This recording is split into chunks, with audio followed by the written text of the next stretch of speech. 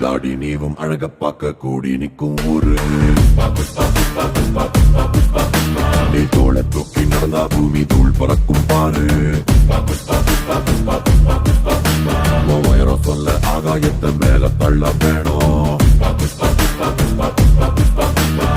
ஆழம் சொல்ல கடலை உள்ள தோண்டி செல்ல வேணும். ஒரு சிட்ட குருவி போல இருந்தா கொட்டு மழையில் நீ தனியா ரெக்கி நடங்கி நிக்க வேண்டி வரும். பெரிய பருந்து போல மேல மேல பறந்து பாரு மேகம் கூட காலடியில் மழை பொழிஞ்ச மண்டியிட்டு வணங்கும்.